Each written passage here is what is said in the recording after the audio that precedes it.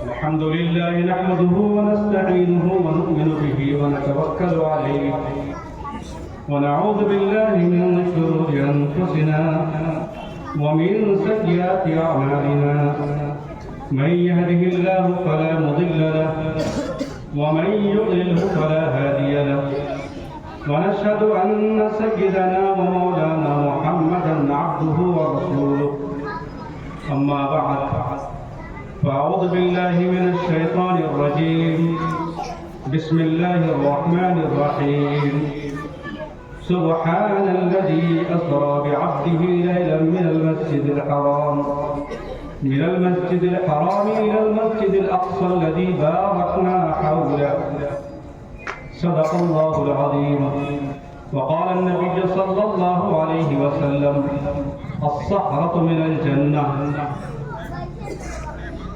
یہ غازی تیرے یہ پراسرار بندے یہ غازی تیرے یہ پراسرار بندے جنہیں تو نے بخشا ہے ذوق خدائی دو نیم ان کی ٹھوکر سے صحرا و دریا دو نیم ان کی ٹھوکر سے صحرا و دریا سمٹ کر پہاڑ ان کی ہیبت سے لائی دو عالم سے کرتی ہے بیگانہ دل کو دو عالم سے کرتی ہے بیگانہ دل کو عجب چیز ہے لذت آشنائی شہادت ہے مطلوب مقصود مومن شہادت ہے مطلوب مقصود مومن نہ مال غنیمت نہ کشور کشائی میرے دوستوں اور بزرگوں میں سب سے پہلے آپ تمام حضرات کا تہہ دل سے شکر گزار کہ ایک آگ جو ہمارے دل میں سلگی تھی کہ آج فلسطین میں اور خصوصاً اہل غزہ پر جو بیت رہا ہے میں اس آگ کو آپ تمام کے اندر بانٹوں اللہ کا شکر ہے کہ میں نے یہ آواز جب آپ تک پہنچانے کی کوشش کی تو آپ لبیک کہہ کر یہاں پر تشریف لائے میرے بعض دوست احباب کی درخواست تھی میں نے غزہ پر بیتنے والے بچوں ماؤں بہنوں بوڑھوں پر جو قیامت ہے قیامت صغریٰ اس کو میں نے اپنے دل کے اندر محسوس کیا اس کی ٹیس اس کی چبھن اور اس کی سوزش جو میرے دل کے اندر پیدا ہوئی میں نے اس کو چند اشعار میں ترتیب دیا تو میرے بعض دوستوں کی خواہش ہے کہ میں وہ چند بند بھی آپ کے سامنے پیش کروں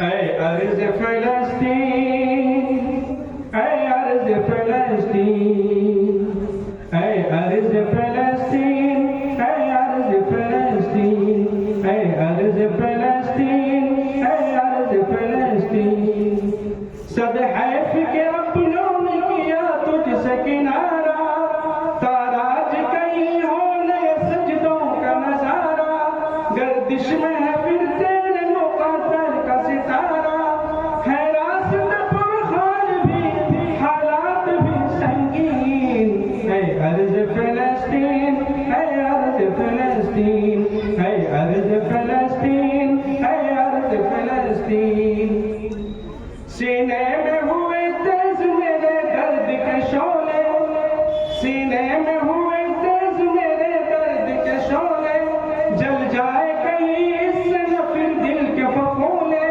جل جائے کہیں اس سے نہ پھر دل کے پھپھولے افسوس کے دل میرا سنبھالے سے نہ سنبھلے پل بھر بھی غم و درد سے ملتی نہیں تسکین اے ارض فلسطین اے ارض فلسطین اے ارض فلسطین اے ارض فلسطین پھر قاسم غم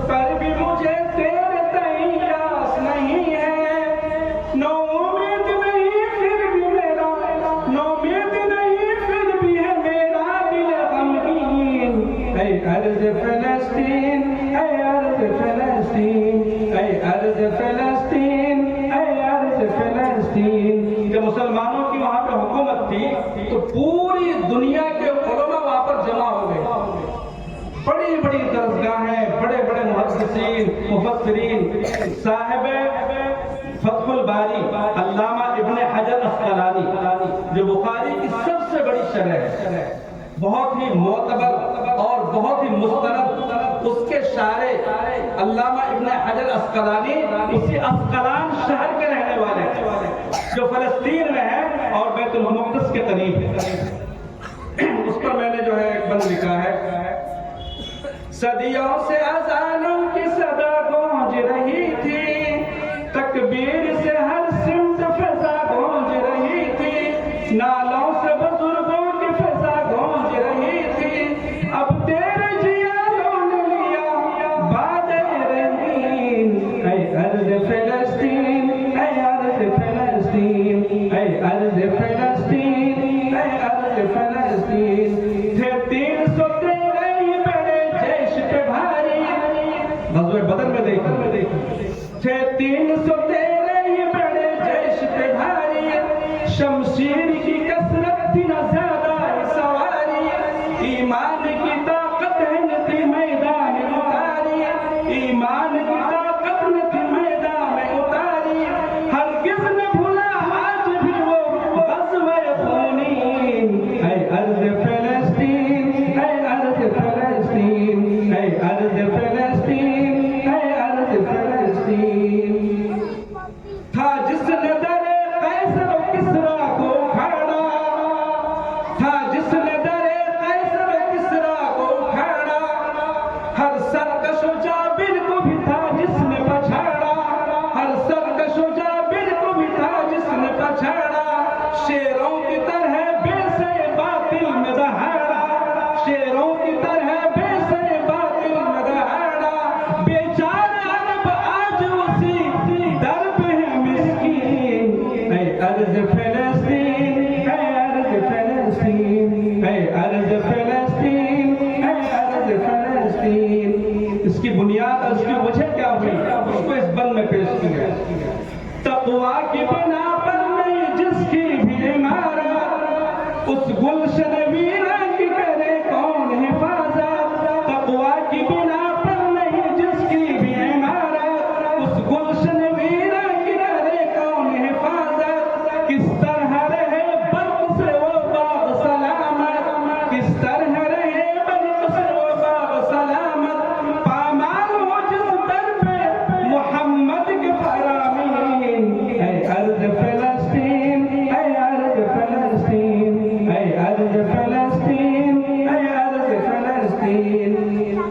آخری بند ہے، جو چشم کے نم آج خلافت پہ نہیں ہے، جو چشم کے نم آج خلافت پہ نہیں ہے، پھر جس کی نظر دی کی حفاظت پہ نہیں ہے، دانش کو یقین اس کی شرافت پہ نہیں ہے، دانش کو یقین اس کی شرافت پہ نہیں ہے، ہو رہنما جس کے بھی یورپ کے سلاطین، اے ارض فلسطین، اے ارض فلسطین، اے ارض فلسطین، اے ارض فلسطین۔ میرے دوستوں اور بزرگوں، آپ کے سامنے فلسطین، مسجد اقصی اور ارض مقدسہ کی تھوڑی سی جھلک آ چکی ہے۔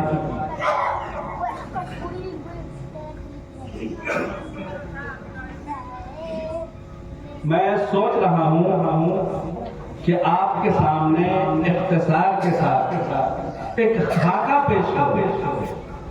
آپ بیت المقدس کا نام سنتے ہیں، مسجد اقصی کا بھی نام سنتے ہیں، اسی طرح سے کبھی اس کا کچھ اور نام آتا ہے، قبۃ الصخرہ کا نام آتا ہے، تو آخر ہے کیا چیز؟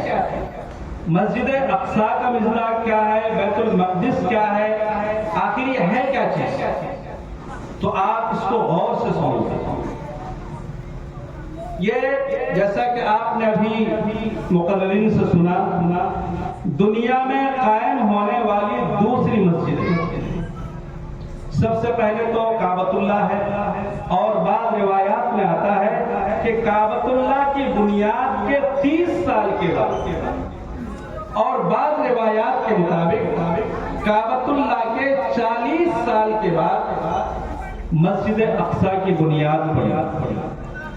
سب سے پہلے تو یہ بات ذہن میں رکھیے، خاص طور پر جو ہمارے نوجوان موبائل میں یا اسی طرح سے اور دوسرے ذرائع سے بہت سی چیزیں سنتے ہیں، وہ یہ سمجھ رہے ہیں کہ شاید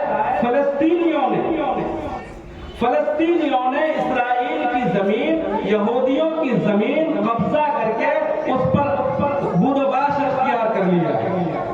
پہلے اس چیز کو سمجھیے کہ بیت المقدس کو، ارض مقدسہ کو اور اس خطہ زمین کو آباد کس نے کیا، پہلے یہ سمجھنے کی ضرورت ہے۔ تو تاریخی روایات سے یہی معلوم ہوتا ہے کہ سب سے پہلے عرب کی جو شاخ ہے، خود عرب کی شاخ، اس میں ایک کنعانی ہے اور ایک یبوسی ہے۔ تو کنعانیوں نے اور یبوسیوں نے اس زمین کو آباد کیا اور سال ہا سال تک، صدیوں تک وہاں پہ ان کی حکومت رہی اور اس کو وہ آباد کیے رہے۔ اور اس کی ایک بڑی خصوصیت یہ ہے کہ اللہ تبارک و تعالی نے جتنے بھی انبیاء، ایک روایت کے مطابق 1,24,000 اور ایک دوسری روایت کے مطابق 2,24,000، یہ جتنے بھی انبیاء اللہ تبارک و تعالی نے اس دنیا میں بھیجے ہیں، ہر نبی نے وہاں پہ حاضری دی۔ اس لیے اس کو انبیاء کی سرزمین کہا جاتا ہے۔ اور خود حضور پاک صلی اللہ علیہ وسلم کو جب طائف والوں نے بہت زیادہ ستایا، آپ کو مارا پیٹا، لہو لہان کیا، آپ پر پتھر برسائے، آپ دل کے اعتبار سے بڑے رنجور تھے، غم زدہ تھے، تو اللہ تبارک و تعالیٰ کو اپنے لاڈلے کو اس طرح سے غم زدہ رکھنا، غمگین رکھنا گوارا نہیں تھا۔ جیسے آپ کا بچہ کبھی جب رنجیدہ ہوتا ہے، اس کو تکلیف ہوتی ہے تو آپ کھلونا دیتے ہیں اسے، یا کہیں تفریح کے لیے لے جاتے ہیں، بازار لے جاتے ہیں، تو اللہ تبارک و تعالیٰ نے اپنے اس لاڈلے کو معراج کرایا اور اس کا جو آغاز کیا، جو فضائی سفر ہے، ایک تو زمینی سفر ہوا مکہ المکرمہ سے، بیت اللہ سے مسجد اقصی تک کا جو سفر ہوا وہ براق کے ذریعے سے ہوا۔ آپ نے سنا ہوگا ایک گدھا اور کھچر کے بیچ کا ایک جانور سفید، اور روایات میں آتا ہے کہ ایک قدم اس کا وہاں پڑتا تھا کہ جہاں تک آپ کی نگاہ پہنچتی، اگر سامنے کچھ نہ ہو، چٹل میدان ہو، درخت نہیں ہے، پہاڑ نہیں ہے، عمارات وغیرہ نہیں ہے، تو آپ کی نگاہ کتنی دور پڑے گی؟ اتنی ہی دور اس کا ایک قدم پڑتا تھا۔ غرض کے تھوڑی دیر میں آپ مسجد اقصی پہنچ گئے اور وہاں پہ آپ نے اسی جگہ اپنی سواری باندھی کہ جہاں پہ انبیاء آتے تھے اور آ کر اپنی سواری باندھا کرتے تھے۔ روایات میں آتا ہے چونکہ ایک طویل زمانہ ہو گیا تھا، حضرت عیسیٰ علیہ السلام کو آسمان میں جب اٹھایا گیا تو اس کے کافی دن کے بعد حضور پاک صلی اللہ علیہ وسلم کو مبعوث کیا اللہ تبارک و تعالیٰ نے، تو اس دور بہت زیادہ زمانہ گزر چکا تھا، تو جو سوراخ تھا وہ سوراخ میں گرد و غبار کی وجہ سے وہ بند ہو گیا تھا، اس کو صاف کیا گیا اور وہیں پہ حضور پاک صلی اللہ علیہ وسلم نے اپنی سواری باندھی۔ اور اس دن جب وہ امام صاحب آئے وہاں پہ نماز پڑھانے کے لیے صبح کو، تو انہوں نے کہا کہ آج تو میں ایک عجیب چیز دیکھ رہا ہوں، ایسا لگ رہا ہے کہ رات کو کچھ لوگ آئے تھے، وضو کی علامت ہے، پانی کے نشانات ہیں اور اسی طرح سے سواری کے نشانات ہیں، پھر اس پتھر کو دیکھا تو وہاں پر بھی نشانات ہے کہ یہاں پہ کوئی چیز باندھی گئی ہے۔ بہرحال تو حضور پاک صلی اللہ علیہ وسلم کے سفر کا جو آغاز ہوا وہ یہیں سے ہوئی. میں اس تفصیل میں جانا نہیں چاہتا ہوں. میں آپ کو یہ بتانا چاہتا ہوں کہ یہودیوں کا یہ کہنا کہ یہ زمین ہماری ہے سراسر جھوٹ ہے. بے شک حضرت سلیمان علیہ السلام، حضرت داؤد علیہ السلام، حضرت داؤد علیہ السلام والد ہیں اور حضرت سلیمان علیہ السلام ان کے بیٹے.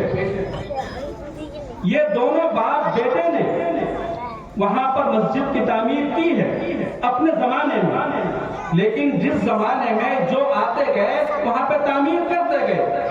اور پھر اگر حضرت سلیمان علیہ السلام کی تعمیر کرنے کی وجہ سے، حضرت داؤد علیہ السلام کی تعمیر کرنے کی وجہ سے اس پر یہودیوں کا حق ہو گیا، تو یہ سوچنے کی بات ہے کہ تم تو حضرت سلیمان علیہ السلام، حضرت داؤد علیہ السلام کے پیروکار ہو ہی نہیں، کیونکہ تمام انبیاء نے، آپ زبور اٹھا کر دیکھیے، انجیل اٹھا کر دیکھیے، توریت اٹھا کر دیکھیے، جتنی بھی آسمانی کتابیں ہیں، جتنے بھی صحیفے ہیں، تمام صحیفوں میں یہ واضح طور پر لکھا ہوا ہے کہ آخری نبی جو اسماعیل علیہ السلام کی اولاد میں سے ہوں گے، اس کی اتباع، اس کی پیروی اور ان پر ایمان لانا تمام لوگوں کے لیے ضروری ہوگا. اس کے بغیر نجات کا کوئی امکان نہیں. تو چاہے یہودی ہو، عیسائی ہو، کسی بھی مذہب کے ماننے والے ہو، وہ اسی وقت تک سلیمان علیہ السلام کے پیروکار کہلا سکتے ہیں، داؤد علیہ السلام کے پیروکار کہلا سکتے ہیں، جب وہ ان کی بات کو مانے.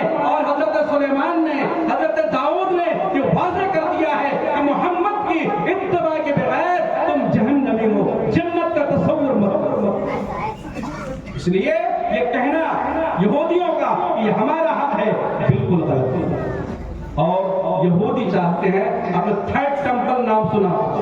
تھرڈ ٹیمپل یعنی تیسری عبادت گاہ.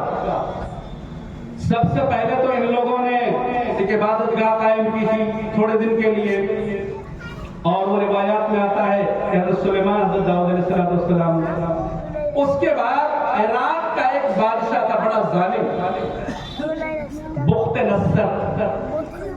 بخت نصر نے وہاں پر حملہ کیا بیت المقدس پر، اور جتنے بھی یہودی تھے اکثر کو تو قتل کر دیا، ان کے بچوں کو، عورتوں کو وہ باندی بنا کر، غلام بنا کر لے کر چلے گئے بابل.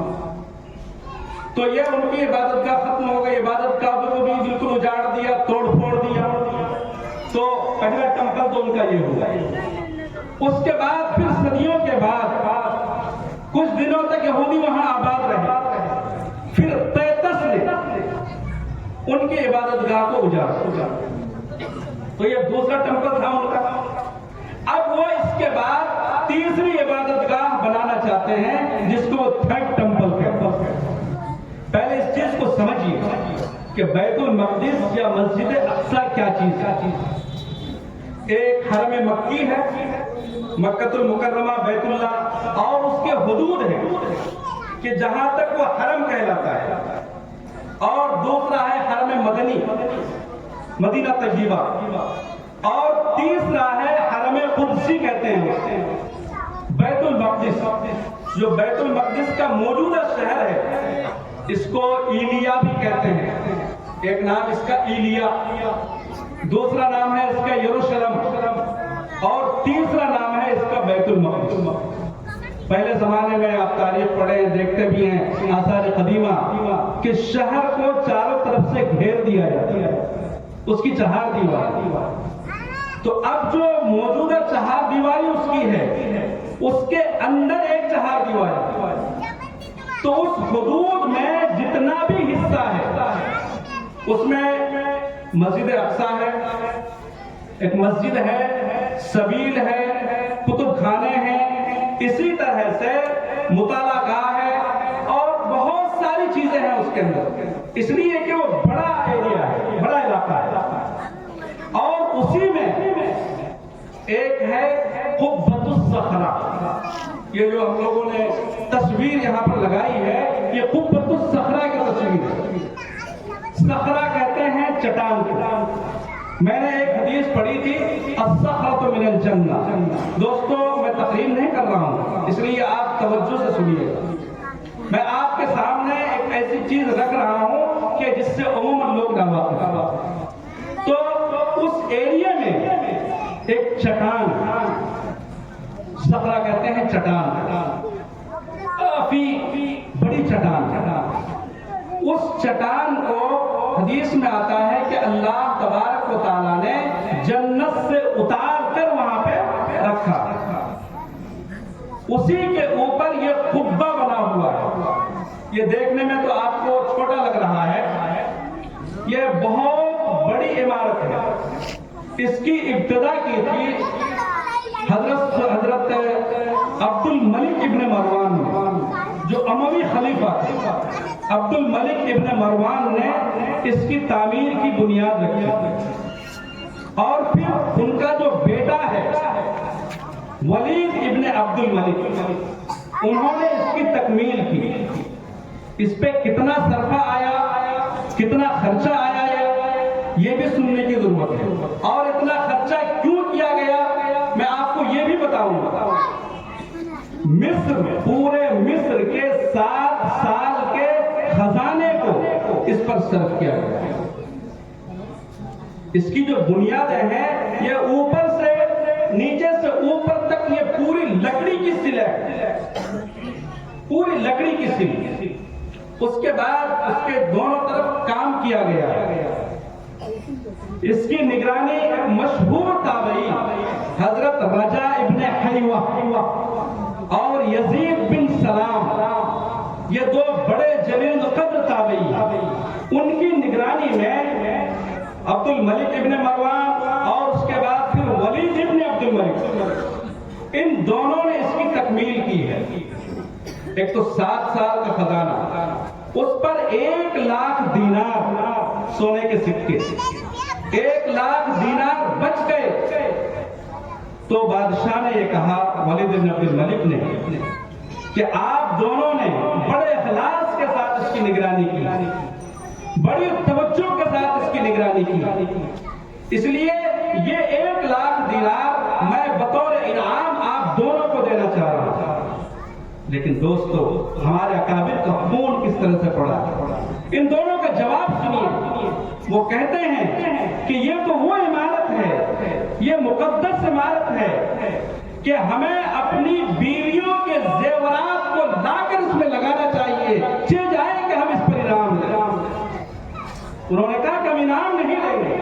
اب وہ 1 لاکھ سکے، 1 لاکھ دینار. پھر بادشاہ نے، خلیفۃ المسلمین نے مشورے سے یہ طے کیا کہ اس کو پگھلا کر اس پر سونے کا پانی چڑھایا جائے. یہ جو پالش ہے اوپر، صدیاں گزر گئی، آج تک اس میں کوئی فرق نہیں آیا. حالانکہ یہودیوں نے گولے برسائے، توپے برسائی، دھواں وغیرہ سب کچھ ہوا، لیکن اس کے باوجود اللہ تبارک و تعالیٰ کا خاص کرشمہ ہے کہ اس کے حسن و جمال میں کوئی فرق نہیں آیا. اچھا، اتنی بڑی لاگت، اتنا بڑا سرمایہ انہوں نے کیوں اس پر خرچ کیا؟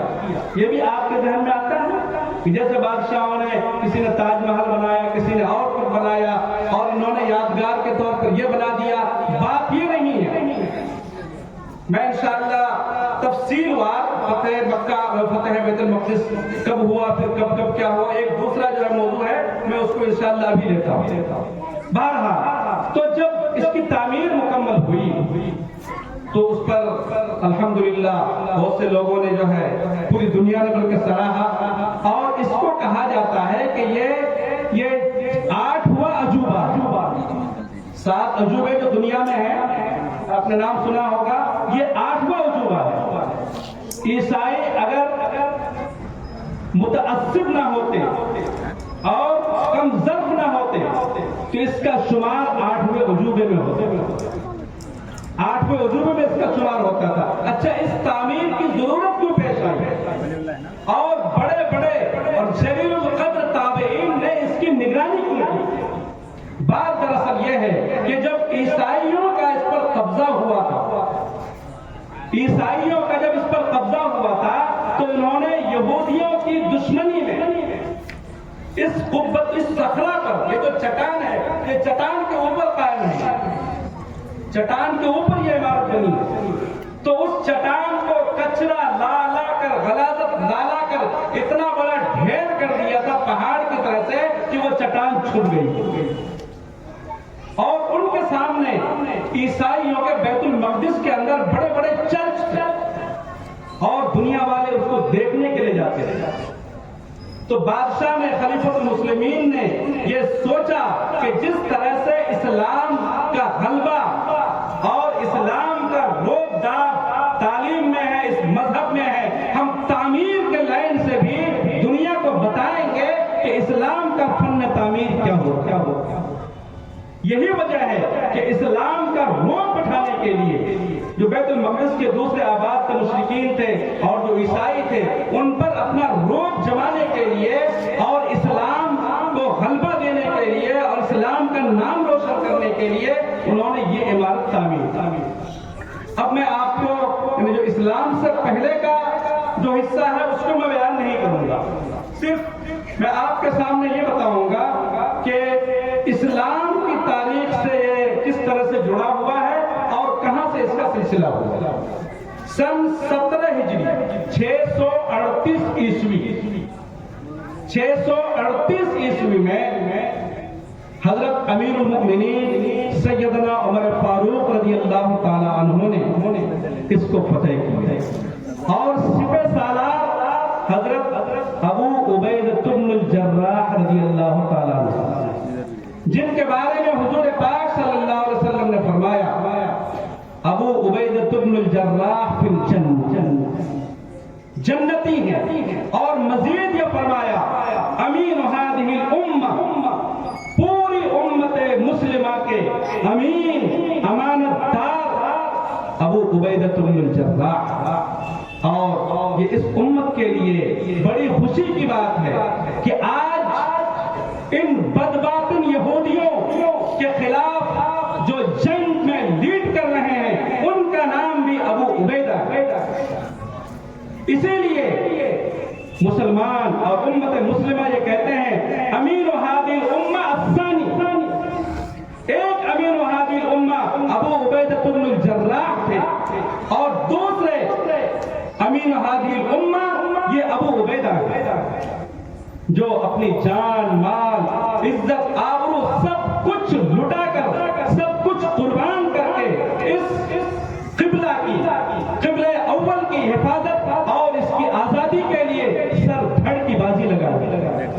تو سن 17 ہجری اور 638 عیسوی میں حضرت ابو عبیدہ بن الجراح رضی اللہ تعالی عنہ کی سرکردگی میں اور آپ کے کمانڈری میں یہ فتح ہوا، اور اس کو پہلے صوبہ شام کہا جاتا ہے۔ آج صوبہ شام میں 4-5 بلکہ 6 ممالک بنے ہوئے ہیں، لبنان ہے، اردن ہے، شام ہے، اسرائیل ہے، فلسطین، یہ سارا علاقہ صوبہ شام کہلاتا تھا۔ اس پورے علاقے کو حضرت ابو عبیدہ بن الجراح رضی اللہ تعالیٰ عنہ نے فتح کیا، اور خاص طور پر یہ جو بیت المقدس ہے، یہ تمام مذاہب کے ماننے والوں، عیسائی بھی اس کو قابل احترام سمجھتے ہیں، یہودی بھی اس کو قابل احترام سمجھتے ہیں، تو اور شہروں کے سوا اس شہر کی خاص حالت تھی، اس لیے وہاں کے پوپ اور پادریوں نے حضرت ابو عبیدہ بن الجراح رضی اللہ تعالیٰ عنہ کے پاس جا کر یہ عرض رکھی، یہ درخواست رکھی کہ ہم ڈائریکٹ اور براہ راست آپ کے خلیفہ سے بات کرنا چاہتے ہیں، اگر وہ آ جاتے ہیں تو بلا خون خرابے کے یہ شہر فتح ہو جاتا ہے۔ حضرت ابو عبیدہ بن الجراح رضی اللہ تعالیٰ عنہ نے حضرت عمر فاروق رضی اللہ تعالیٰ عنہ کے پاس پیغام بھیجا کہ امیر المومنین، اگر آپ شام کا سفر کر لیتے ہیں، اگر آپ یہاں تشریف لاتے ہیں تو یہ شہر بلا خون خرابے کے صلح کے ساتھ فتح ہو جائے گا، اور آپ کی وجہ سے بہت ساری جانیں بچ جائیں گی، کیونکہ عیسائی لڑنے مرنے کے لیے تیار ہے، چاہے ان کی جانیں جائیں، لیکن اور شہروں کے علاوہ اس شہر کی خاص حالت تھی، وہ اس شہر کو چھوڑیں گے نہیں، لیکن اگر آپ آ جائیں، ان کی کچھ شرطیں ہیں، اگر وہ شرطیں وہ رکھیں اور آپ مصالحت کر دیں تو یہ معاملہ آسانی کہاں مدینہ اور کہاں ملک شام، کافی لمبا راستہ۔ حضرت عمر فاروق رضی اللہ تعالیٰ عنہ نے رخت سفر باندھا اور سفر کی عجیب شان تھی۔ سواری پہ کبھی غلام سوار اور کبھی دنیا کا ایسا خلیفہ کہ جس کے نام سے دشمن تھرا جاتے تھے، کبھی وہ پیدل اور ایک ادنا غلام سوار۔ اور چشم فلک نے یہ عجیب منظر بھی دیکھا کہ جب بیت المقدس کے قریب پہنچے تو اس وقت سواری پر سوار ہونے کی باری غلام کی تھی۔ حضرت عمر فاروق رضی اللہ تعالیٰ عنہ پیدل چل رہے تھے، غلام نے منت سماجت کی، امیر المومنین میرے آقا ٹھیک ہے میری باری ہے، لیکن میری درخواست ہے کہ آپ سوار ہو جائیں، میں پیدل چلتا ہوں۔ لیکن امیر المومنین نے اس کو گوارا نہیں، اور جب قریب میں پہنچے تو حضرت عمر فاروق رضی اللہ تعالیٰ عنہ پیدل تھے، غلام سوار تھا، حضرت ابو عبیدہ بن الجراح رضی اللہ تعالیٰ عنہ اور جو دوسرے فوجی افسران تھے انہوں نے استقبال کیا۔ تو تاریخ میں لکھا ہوا ہے کہ ان کے اوپر ریشمی جبے تھے۔ اب ریشمی جبہ تو پہننا جائز نہیں ہے، لیکن کسی مرض کی وجہ سے یا جنگی لباس کے طور پر اس کو پہن سکتے تھے۔ تو حضرت عمر فاروق رضی اللہ تعالیٰ عنہ نے ایک مٹی لی اور یوں ان کے طرف مارا اور یہ کہا کہ میں تم سب کو معذور کر دوں۔ لیکن جب ان لوگوں نے یہ کہا کہ امیر المومنین ہم نے اس وجہ سے یہ پہن لے، تو پھر کہا کہ اچھا کوئی بات نہیں۔ پھر وہ جو پوپ پادری تھے انہوں نے آ کر درخواست کی کہ امیر المومنین ہم شہر کی چابی آپ کے حوالے کرتے ہیں، لیکن شرط یہ ہے کہ ہمارے جو چرچ وغیرہ ہیں اور اسی طرح سے ہماری جو عبادت گاہیں ہیں ان کو آپ رہنے دیں اور اس یہودیوں یا عیسائیوں کو آپ رہنے دیں۔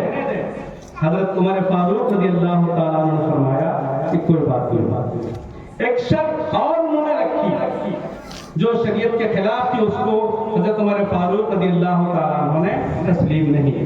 بہرحال تو سن 638 ہجری میں عیسوی میں حضرت عمر فاروق رضی اللہ تعالیٰ عنہ کے زمانے میں یہ فتح ہوا۔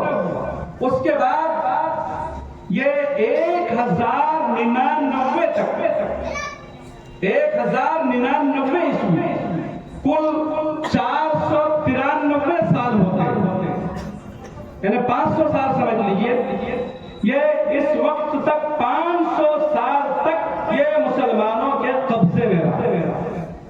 اس درمیان مورخین لکھتے ہیں کہ بے شمار تفسیر کی حدیث کی کتابیں لکھی گئی اور بہت سے صحابہ کو حضرت عمر فاروق رضی اللہ تعالیٰ عنہ نے وہاں بھیجا کہ تم پورے شام کو تعلیم و تربیت اور اسلام سے، اسلام کے نور سے بھر۔ بہت زیادہ علمی درسگاہیں قائم ہوئی اور صحابہ کرام تابعین کی ایک بڑی تعداد وہاں پر آباد ہے۔ تو یہ سن 1099 عیسوی تک مسلمانوں کے قبضے میں رہا۔ اس درمیان بہت ساری حکومتیں آئیں اور ہر ایک نے بیت المقدس کی بڑھ چڑھ کر خدمت کی۔ پھر 1099 عیسوی میں نصارہ نے اس پر قبضہ کر لیا، عیسائیوں نے، اور یہ قبضہ تقریباً 83 سال تک یہ قبضہ عیسائیوں کے پاس تھا۔ اس بیچ میں جتنے بھی سلطان آئے، جتنے بھی خلیفہ آئے، سب نے اس کو آزاد کرنے کی کوشش کی، یہاں تک کہ سلطان نور الدین زنگی رحمت اللہ علیہ نے اسی حسرت میں، یاس میں اور اسی شوق میں کہ جب بیت المقدس فتح ہوگا تو ہم یہ ممبر وہاں پر رکھیں گے، ایک ممبر بنا کر رکھ لیا، بہت قیمتی، اپنے شوق سے کہ جب بیت المقدس فتح ہوگا تو دمشق سے یہ ممبر میں وہاں پہ لے جاؤں گا اور وہاں پہ رکھوں گا تاکہ یہ میری تھوڑی خدمت ہو جائے۔ لیکن ان کے مقدر میں نہیں. چنانچہ سن 583 ہجری، یہ میں اس لیے لکھ لیا ہوں تاکہ اس میں جو ہے تھوڑی بہت ادھر نہ ہو جائے. 583 ہجری 1187 عیسوی 1187 عیسوی میں سلطان صلاح الدین ایوبی رحمۃ اللہ علیہ نے اس کو فتح کیا. لیکن اس فتح سے پہلے انہوں نے 7 صلیبی جنگیں لڑی، 7 صلیبی جنگیں، اور ایک ایک جنگ میں لاکھوں مسلمانوں کو عیسائیوں نے شہید کیا، لاکھوں مسلمانوں کو. یہاں تک کہ جب عیسائیوں نے قبضہ کیا تھا اس پر 1099 عیسوی میں، تو روایات میں آتا ہے کہ انہوں نے مسلمانوں کا اتنا خون بہایا تھا کہ گھوڑے کے پیر اس میں ڈوب جاتے، گھوڑے کے ٹانگ ڈوب جاتے تھے. بے دردی کے ساتھ مسلمانوں کو قتل کیا جتنا بھی ان کے جی میں آئے. اور جب 1187 عیسوی میں سلطان صلاح الدین ایوبی رحمۃ اللہ علیہ نے اس کو فتح کیا تو عیسائی بڑے ڈرے سہمے تھے. وہ یہ سمجھ رہے تھے کہ ہم نے لاکھوں کا خون کیا ہے، خون کے دریا بہائے ہیں، مسلمان اس کا ضرور بدلہ لیں گے، سلطان صلاح الدین ایوبی ضرور اس کا بدلہ لیں گے. بڑے ڈرے سہمے. لیکن سلطان صلاح الدین ایوبی رحمۃ اللہ علیہ نے جب بیت المقدس کو فتح کیا تو عیسائی اور ان کے جو افسران تھے اور عمائدی شہر تھے وہ آئے اور سلطان صلاح الدین ایوبی رحمۃ اللہ علیہ کے سامنے مجرمانہ بیٹھے. تو وہ یہ سمجھ رہے تھے کہ بس اب ہماری گردن اڑانے کا حکم ہوتا ہے. لیکن اسلام کچھ اور ہی مذہب ہے، امن و شانتی کا مذہب ہے. یہ ہمارے دشمنوں نے، اسلام دشمن طاقتوں نے اس کی شبیہ کو بگاڑ کر پیش کیا ہے، اور کچھ ہمارے کرتوتوں نے بھی جلدی پر دیکھ کر کام کیا ہے. اس وجہ سے اسلام کی شبیہ کو بگاڑ کر پیش کیا جا رہا ہے. سلطان صلاح الدین ایوبی رحمۃ اللہ علیہ نے فرمایا کہ تم نے جو ظلم کیا تھا، تم نے جو زیادتی کی تھی، اور تم نے جو مسلمانوں کے ساتھ برتاؤ کیا تھا، آج وہ برتاؤ تمہارے خلاف نہیں ہوگا. ہم تو قرآن اور سنت کے حدیث کے پابند ہیں. ہمارا قرآن اس کی اجازت نہیں دیتا، ہماری حدیث اس کی اجازت نہیں دیتی، اسلامی تعلیمات اس کی ہرگز اجازت نہیں دیتی. کچھ شرطیں رکھی. عیسائیوں نے یہ کہا کہ آپ جتنے چرچ ہیں، ہماری عبادت گاہیں ہیں، ان کو باقی رہنا. سلطان صلاح الدین ایوبی رحمۃ اللہ علیہ نے فرمایا منظور. آج کل کی طرح سے نہیں یا دوسرے حکمرانوں کی طرح سے نہیں کہ تھوڑا موقع ملا تو ملیا میٹ کر دیتے ہیں. سلطان صلاح الدین ایوبی رحمۃ اللہ علیہ نے فرمایا کہ تمہاری یہ شرط منظور ہے کہ عیسائی امن کے ساتھ رہیں گے. سلطان نے فرمایا یہ شرط بھی منظور ہے. کہا کہ اگر کچھ لوگ جانا چاہیں، سلطان نے فرمایا کہ وہ جا سکتے ہیں، ان کی جان، مال، عزت، آبرو، ہر چیز محفوظ ہے.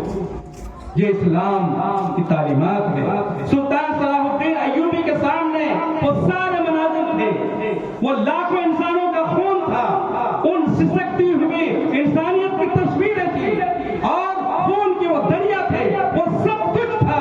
لیکن اسلام نے جس چیز کی اجازت نہیں دی ہے، سلطان نے وہ کام نہیں کیا. آخر میں عیسائیوں نے ایک شرط اور رکھی. یہ یہودی آج ہمارے خلاف جو برتاؤ کر رہے ہیں انہیں سوچنا چاہیے، تاریخ اٹھا کر دیکھنی چاہیے. عیسائیوں نے یہ کہا کہ آپ شہر سے یہودیوں کو نکال دیجیے. سلطان نے کہا یہ ہم نہیں کریں گے. تمام شہری، چاہے وہ اسلام کے پیروکار ہوں، چاہے وہ عیسائیت کے پیروکار ہوں، چاہے وہ یہودی ہو، مجوسی ہو، کسی بھی مذہب و ملت سے تعلق رکھتے ہو، ہر ایک کو یکساں طور پر بیت المقدس میں رہنے کا حق حاصل ہے. یہ اسلام کی تعلیمات ہے. بہرحال یہ سلسلہ پھر چلتا رہا، یعنی 1187 عیسوی سے لے کر 1948